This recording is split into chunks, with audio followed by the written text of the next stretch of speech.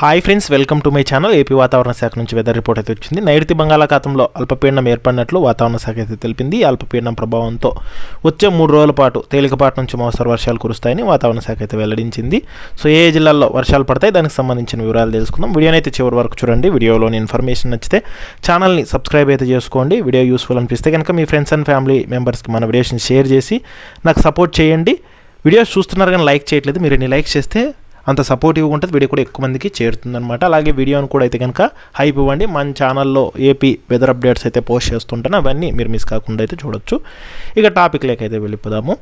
ఆంధ్రప్రదేశ్ రాష్ట్రాన్ని వరుణుడు పలకరించనున్నాడు. ముఖ్యంగా హిందూ మహాసముద్రం దాన్ని ఆనుకొని ఉన్న నైరుతి బంగాళాఖాతంలో ఉపరితల ఆవర్తనం అయితే కొనసాగుతూ అల్పపీడనం అయితే ఏర్పడినట్లు వాతావరణ శాఖ అయితే తెలిపింది. ఈ అల్పపీడనం పశ్చిమ వాయువ్య దిశగా కదిలే అవకాశం ఉన్నట్లు ఏపీ విపత్తుల నిర్వహణ సంస్థ అయితే తెలిపింది.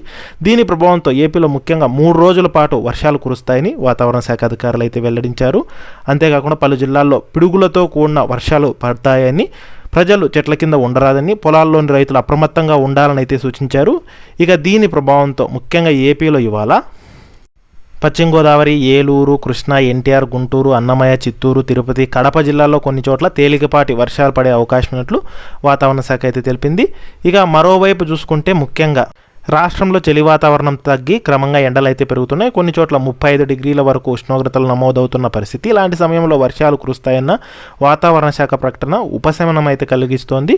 ఇక వేడి వాతావరణం, ఉక్కబోత నుంచి రిలీఫ్ దక్కుతుందని జనం అయితే భావిస్తున్నారు. అయితే పిడుగులు పడే అవకాశం ఉందని జాగ్రత్తగా ఉండాలని ఏపీ విపత్తుల నిర్వహణ సంస్థ అయితే చెప్తోంది. వర్షం పడే సమయంలో బహిరంగ ప్రదేశాల్లో ఉండవద్దని, చెట్ల కింద నిలబడొద్దని సూచించింది. అలాగే కరెంటు పోల్స్, పాడుబడిన భవనాల సమీపంలో ఉండవద్దంటూ ప్రజలను అప్రమత్తం అయితే చేసింది.